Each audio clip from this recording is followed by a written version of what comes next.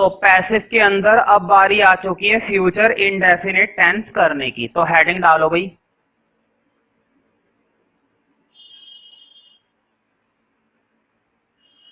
Future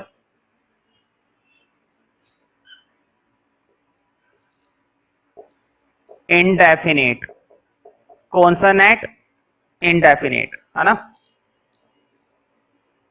future indefinite tense. हाँ, rule लिखो भाई, बहुत ही सिंपल रूल है। यहां पर होता है अपना विल या फिर शैल। जैसा कि तुम जानते हो शैल का इस्तेमाल बहुत ही कम करते हैं, ठीक है। शैल का इस्तेमाल बहुत ही कम करते हैं और ना करो तो ज्यादा अच्छा है। विल और शैल, साथ में आएगा बी, और वर्ब की कौन सी फॉर्म? थर्ड फॉर्म, ठीक है। बी साथ में आ जाएगी वर्ब की थर्ड फॉर्म, ठीक है। और लास्ट में अपना बाय, है ना। मैंने पहले ही बताया था वर्ब की थर्ड फॉर्म गारंटीड है, हमेशा ही मिलेगी, लेकिन बाय मिल भी सकता है और नहीं भी मिल सकता। जरा एग्जांपल देखते हैं, अब बहुत हो गई बातें तो। देखो, this little boy will, this little boy will post my letter. This little boy will post my letter. ये छोटा बच्चा मेरा लेटर पोस्ट करेगा। इसकी हिंदी ये है, ये छोटा बच्चा या फिर वह छोटा लड़का मेरा लेटर पोस्ट करेगा, ठीक है। मुझे बताओ काम क्या हो रहा है? पोस्ट करने का। और मैंने तुम्हें बताया था जो काम होता है उसके बाद जितना भी बचा वो सारा का सारा तुम्हारा क्या कहलाएगा? ऑब्जेक्ट। तो माय लेटर हमारा क्या है? ऑब्जेक्ट है। अब अगर माय लेटर हमारा ऑब्जेक्ट है तो माय लेटर आएगा स्टार्टिंग में। कुछ बच्चों को लग रहा होगा माय तो चेंज हो जाता है, माई किसी में चेंज होता है? माई नहीं, माई तो होता ही नहीं है। तो देखो माई लेटर। अब बताओ विल या शैल? मैंने तुम्हें अब ये भी बताया है कोई सा भी हो विल इस्तेमाल करो हमेशा। टेंस कोई सा भी हो, कभी भी शैल के चक्कर में मत पड़ना। My letter will be, will be, ठीक है। बात बताओ काम क्या हो रहा था? पोस्ट करना, और पोस्ट करने की थर्ड फॉर्म होती है पोस्टेड।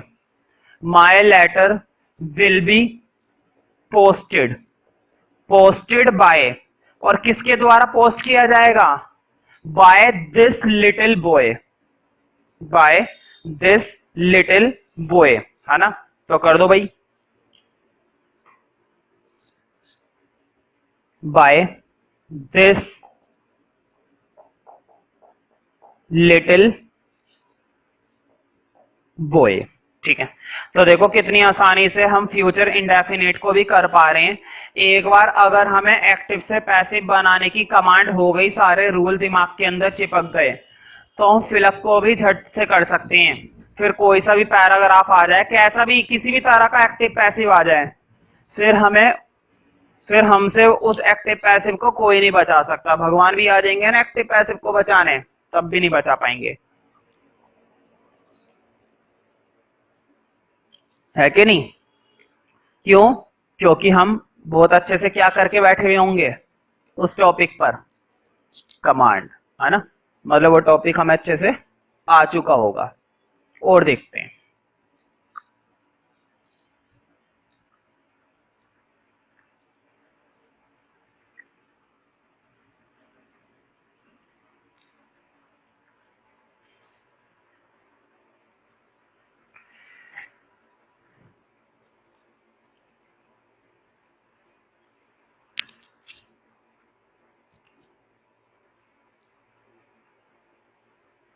देखो ही विल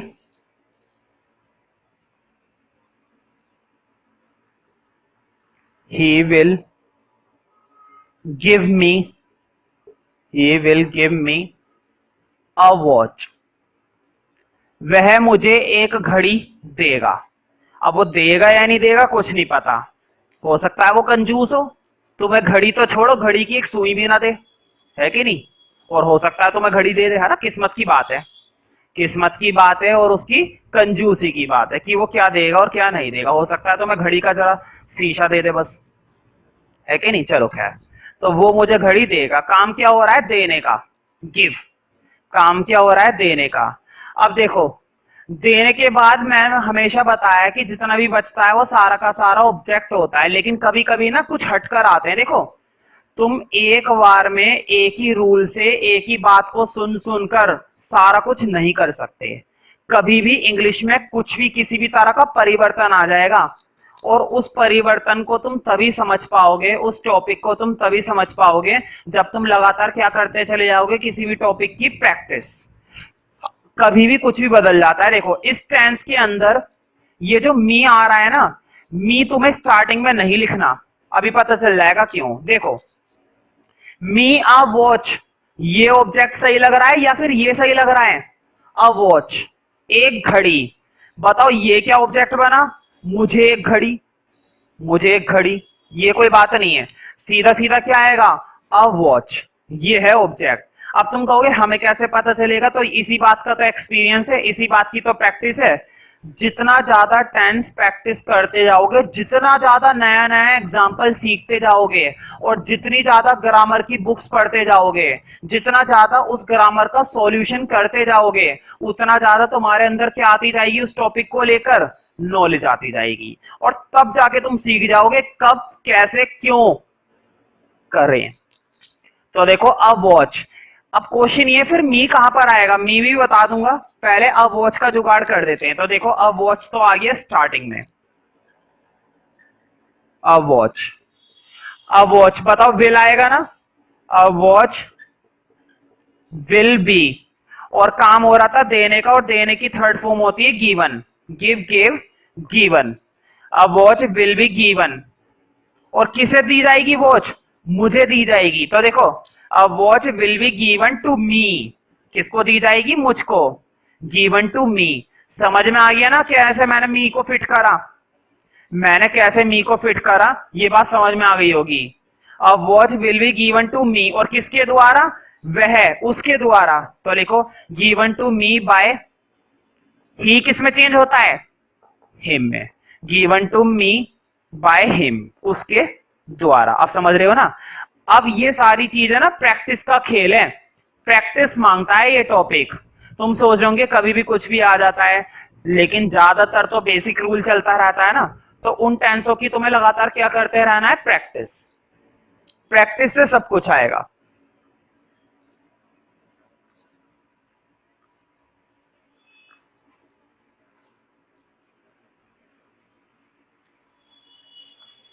अगला देखते हैं,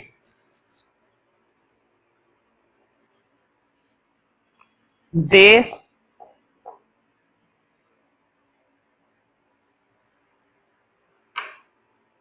they will not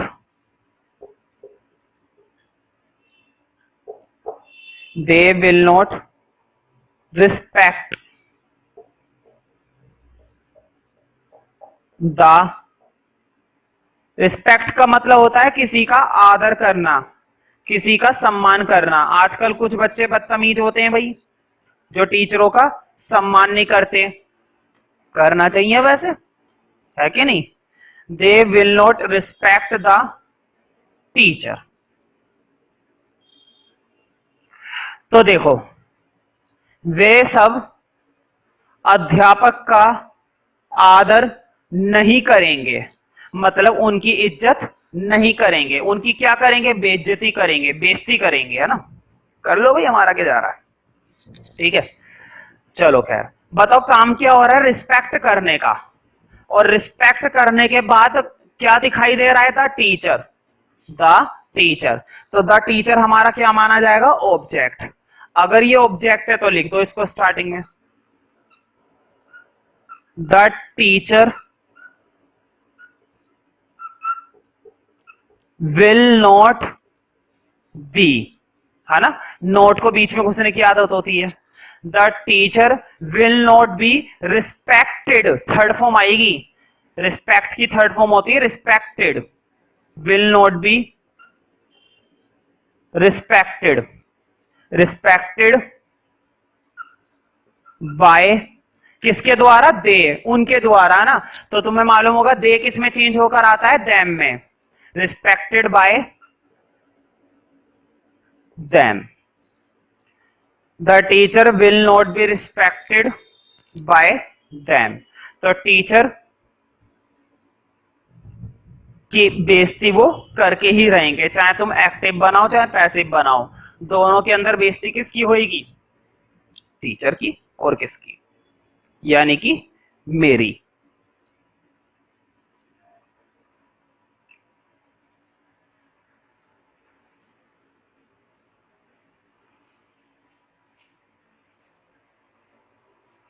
fourth,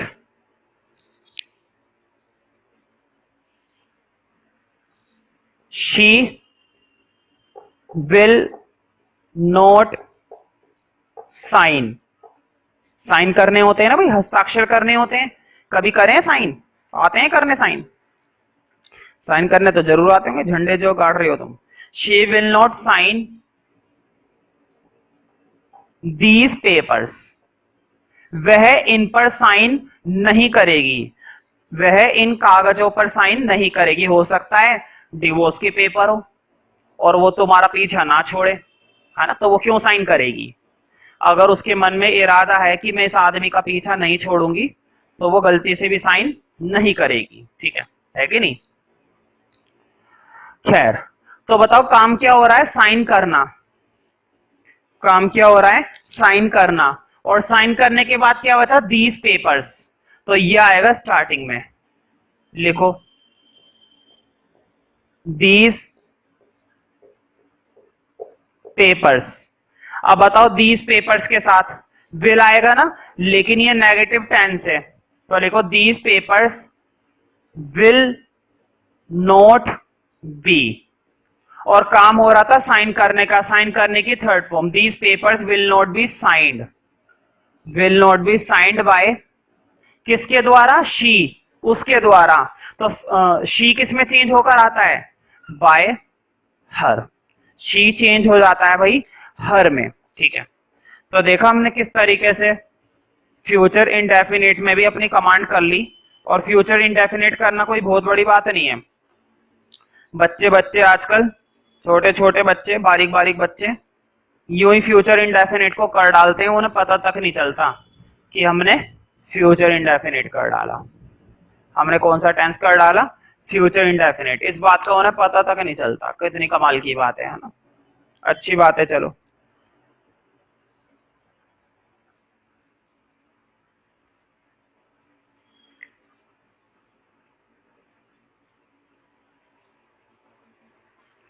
next देखो, विल राधा, राधा सुना है कभी, है ना, will Radha sing a song, बताओ इंटेरोगेटिव आ गया ना, will Radha sing a song, question mark, क्या राधा एक गाना गाएगी, क्या राधा एक गाना गाएगी। मैंने तुम लोगों को बातें बता रखी हैं, जब भी क्वेश्चन अपनी हेल्पिंग वर्ब पहले लगाएगा, जब भी क्वेश्चन अपनी हेल्पिंग वर्ब पहले लगाएगा तो हम भी पैसिव के अंदर अपनी हेल्पिंग वर्ब पहले ही लगाएंगे, हम नहीं मानते, हम बचपन से नकल करने वाले इंसान हैं, उन्होंने हेल्पिंग वर्ब पहले लगाई है, हम भी टिट फॉर टैट खेलेंगे जैसे को तैसा, हम भी हेल्पिंग वर्ब पहले ही लगाएंगे। अब देखो कैसे लगाएंगे, मुझे बताओ, उन्होंने विल लगा रखा है, तुम्हें मालूम है हमारी में भी दो ही हेल्पिंग वर्ब है, या तो विल या शैल, लेकिन मैंने तुम्हें बताया हमेशा हम क्या लगाते हैं, विल ही लगाते हैं, ठीक है। तो देखो विल, हमने भी विल लगा दिया, अब आएगा ऑब्जेक्ट, है ना, देखो जनरली क्या था, पहले ऑब्जेक्ट आ रहा था फिर हेल्पिंग वर्ब आ रही थी, लेकिन अब क्या हुआ, अब पहले हेल्पिंग वर्ब आई फिर ऑब्जेक्ट आएगा और फिर जाके बी आएगा, ठीक है। तो देखो विल अ सॉन्ग, वही तो था object, a song, will a song be. अब आया अभी ध्यान से देखो, विल और बी इन दोनों के बीच में क्या फिट हो गया, तुम्हारा ऑब्जेक्ट फिट हो गया। देखो विल भी शैल भी एक साथ आता था ना, लेकिन विल और बी के बीच में क्या फिट हो चुका है, अ सॉन्ग। ठीक है, विल अ सॉन्ग बी। अब बताओ, काम हो रहा था गाने का, गाने की इंग्लिश होती है सिंग, और थर्ड फॉर्म होती है सिंग, सैंग, संग। ठीक है, विल अ सॉन्ग बी संग, संग बाय किसके द्वारा गाया जाएगा, राधा, बाय राधा। और क्वेश्चन मार्क लगाना बिल्कुल भी मत भूलना। एक टाइम को इंसान खाना खाना भूल सकता है, लेकिन इंटेरोगेटिव के अंदर क्वेश्चन मार्क लगाना कभी भी मत भूलना। ये बात तो मैं जिंदगी भर याद रखनी पड़ेगी।